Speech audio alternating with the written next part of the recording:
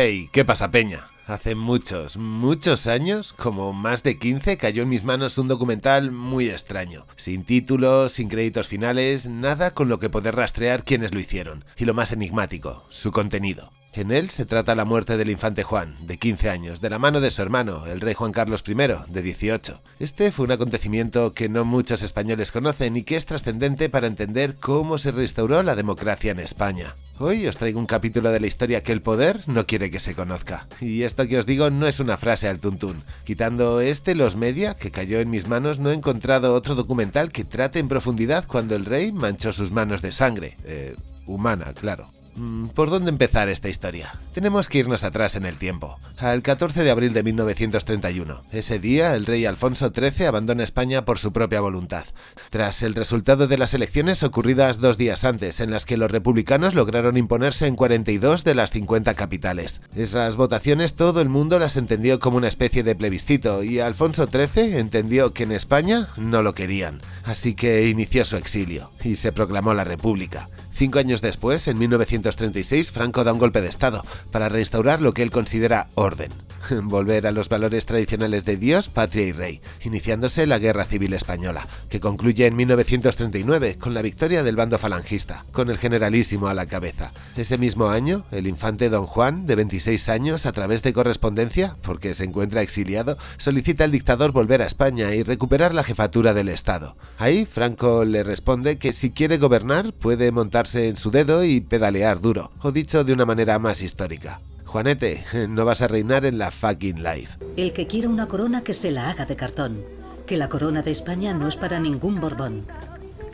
Es la coplilla que se canta en las calles de Madrid. Y como os podéis imaginar, la relación se enfría. Un padre que odia a Franco y un Franco que odia cordialmente a su padre. Es más, Juan ve a Franco como un usurpador y un obstáculo que no tiene la fuerza de superar. Y así queda la cosa durante casi una década. Pero Don Juan quiere recuperar el poder tan pronto sea posible. El tablero de ajedrez se despliega y en 1947 Franco establece la monarquía y la ley de sucesión que declaraba a España un reino y a Franco jefe vitalicio. Además, con la potestad de nombrar su sucesor como rey o como regente. Ojo, dato importantísimo. Solo un año después, en agosto de 1948, Francisco Franco y Don Juan de Borbón se reúnen en Estoril, Portugal, en el conocido como Acuerdo de Estoril. Se trató de una reunión totalmente asimétrica, donde el generalísimo tenía la sartén por el mango. Franco le dice que si no viene a España, elegiría otra vía monárquica. A partir de ese acuerdo, Juan Carlos, de 10 años, es enviado a España para ser educado bajo control directo del régimen franquista, rompiendo de facto la tutela política de su padre. Desde entonces, su formación, colegios, academias militares, entorno ideológico, queda diseñada para hacerlo aceptable para el franquismo, no para el proyecto monárquico liberal de Don Juan. Le général Franco est vraiment une figure décisive, historiquement et politiquement pour l'Espagne. Il a su nous en sortir, ou résoudre notre crise de 1936. Après ça, il a joué politiquement pour nous en sortir de la Deuxième Guerre mondiale. Et à part ça, pendant ces derniers 30 ans, il a mis les bases pour un développement que dans nos jours, vous-même, vous pouvez constater. Et pour vous personnellement, que représente le général Franco? Pour moi, c'est un exemple vivant, jour à jour, par son dévouement patriotique en service de l'Espagne. Et à part ça, j'ai pour lui une très grande affection et admiration. El monarca sin corona, Juan, si quería perpetuar su linaje en la sucesión al poder y mantener los Borbones, se veía obligado a aceptar las condiciones del militar y entregar a su primogénito al dictador, para que le coma la para que lo eduque. Don Juan queda neutralizado políticamente, mientras que Juan Carlos se convierte en el príncipe del franquismo. Más que una reunión, era el inicio de la partida de ajedrez, donde Juan Carlos, de momento, solo es un peón. No, a esa edad yo no pensaba en príncipe ni en nada, porque no pensaba en divertirme como niño, y cualquier niño de 10 años de política, pues no, realmente no. Esa práctica de secuestrar a los hijos de los líderes enemigos lo encontramos desde Roma a los mexicas. La Malinche, por ejemplo, era una princesa que habían tomado de niña para ser educada en los principios y valores de quien oprimía a su pueblo. Se trata de una estrategia de control para intentar crear un vínculo entre el poder local y la élite dominante. Bueno, pues al infante Juan se la estaban aplicando. El resultado de la reunión distanció mucho al padre del hijo y la relación se rompió. Si don Juan acepta es porque tiene guardado un as en la manga. El no rey pone todas sus esperanzas sucesorias en su segundo hijo, don Alfonso, que tenía solo 3 años menos que Juan Carlos. En contraste, Alfonso, llamado Alfonsito, permanece en casa en Portugal, donde consolida un vínculo cercano y afectuoso con su padre. Alfonsito siendo educado en casa con su padre, mientras que Juancar, con 12 años, entra en una academia militar donde le enseñan a atarse no solo los zapatos, no, en serio. Le enseñan sobre disciplina, autoridad, respeto y, sobre todo, le inculcan la visión histórica del dictador. Durante 8 años, Juan Carlos recibió educación en escuelas militares elegidas por el caudillo. Ah, que lo olvidaba. Le enseñaron a usar armas. Que este dato también es de esos importantes. Han pasado 8 años desde ese momento y parece que Alfonsín ha salido más listo que su hermano mayor. Saca buenas notas, gana premios, mientras que nuestro futuro rey... Mi hermano se descubrió después que había sido disléxico. Le costó mucho esfuerzo estudiar, le costaba mucho. Esto explicaría tantas cosas. Y ahora, si os apetece, juguemos un rato al Cruelo. Os propongo el escenario. Estamos en Estoril, Portugal. Son las 8 de la tarde. Abajo, una reunión familiar. Arriba, un cuarto oscuro, un charco de sangre azul en la alfombra y sobre ella está el cuerpo de un joven de 15 años al que le han volado la cara. Sí, la cara. En la habitación solo hay un personaje más, su hermano, un niño de 18 años. Una muerte accidental que tuvo el hermano de Juan Carlos I siendo ambos unos críos. En el suelo, el cañón humeante de un revólver calibre 22. ¿Qué ha pasado aquí? Bueno, pues hasta la fecha se conocen al menos 5 versiones diferentes. Aquí vamos con la primera, la del régimen franquista. El día después del suceso, la Embajada Española en Lisboa envió un comunicado donde explican el desafortunado desenlace del infante Alfonsito. El joven estaba limpiando o manipulando el revólver. El arma se dispara accidentalmente. Juan Carlos estaría presente, pero no implicado. Alfonso se había matado por un error al limpiar un arma. Esto que acabáis de escuchar fue el mensaje que llegó dentro de las fronteras españolas, ya que fue repetido por la prensa del régimen. Tanto que es la versión oficial, aunque no tenga absolutamente nada en donde agarrarse. No hay autopsia, así que no se sostiene ningún informe, ni presenta testigos presenciales, a lo que hay que añadir que el embajador de Portugal era el hermano de Franco. Y me surge otra duda importante, ¿cómo Franco pudo enterarse y escribir el comunicado en menos de 15 horas cuando en teoría no tenía relación con nadie de la familia real? En fin, que todo se habría quedado así si un periódico italiano no hubiese publicado la noticia de que no empuñaba el arma Alfonsito. La prensa italiana lo recogió y dio la versión que había sido Juan Carlos quien había disparado y había matado a su hermano de un disparo en la cabeza. El tema es que la familia real confirmó esta hipótesis, lo que abre paso a unas cuantas versiones más. Segunda posibilidad. Juan Carlos tenía el revólver, y como no fue el más aplicado en la academia militar, no se dio cuenta de que el arma tenía una bala en la recámara. Jugando se le escapó un disparo, que fue rebotando por la habitación con tan mala suerte que le dio en la cara de su hermano. Que los 2 hermanos jugaban juntos con un arma que se disparó accidentalmente, teniéndola Juan Carlos en la mano, y que la bala alcanzó a Alfonso. Juan Carlos, al ver la carambola, se le pone cara de poker face. En esta segunda opción, el rey sería casi tan inocente como en la anterior, ya que se trataría de un homicidio involuntario. ¿Qué os parece un poco increíble? Bueno, pues esta versión se amplía un poco más. El rey estaría jugando con un arma después de haber estado de caza con Víctor Manuel de Saboya. En casa se le disparó contra un armario con tan mala suerte que la bala terminaría en la cabeza de Alfonsito. Si chiamava Alfonsito. Non le ha sparato diretto, le ha sparato attraverso l'armadio. Poi per caso era lì, è un incidente. 100%, Apoyando esta teoría tenemos al propio Víctor Manuel de Saboya, que según él estaba presente en la habitación.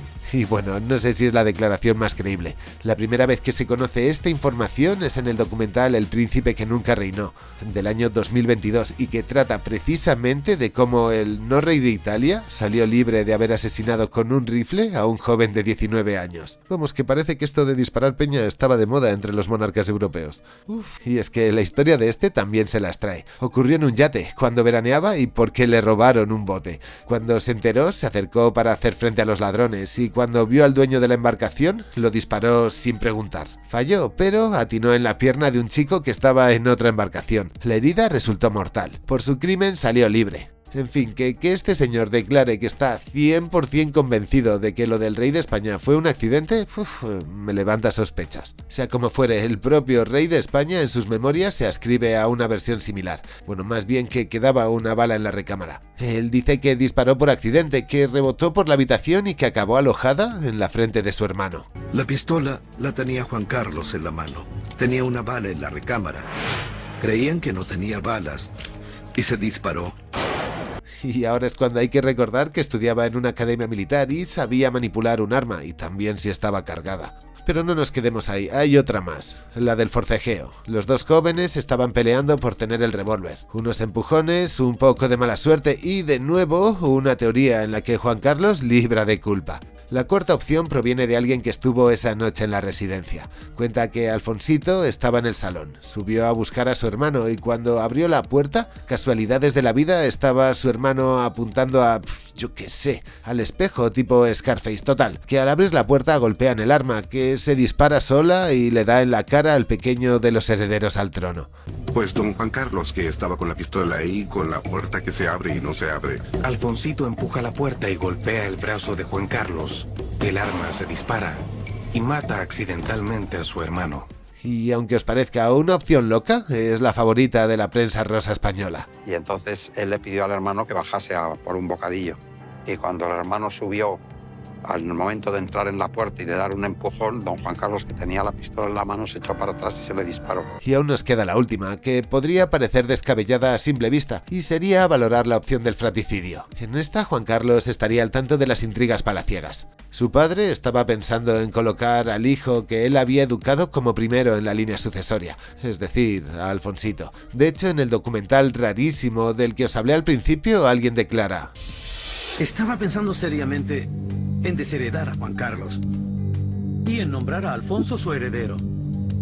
Franco hizo ocultar micrófonos en casa de don Juan. Y es que corrían rumores de que don Juan no quería a Juan Carlos como heredero. En esta opción, Franco habría hablado con el futuro rey de que su trono estaría en riesgo y que había que tomar cartas en el asunto. El monarca contaría con la maquinaria propagandística del Estado franquista y con la protección del sistema judicial español.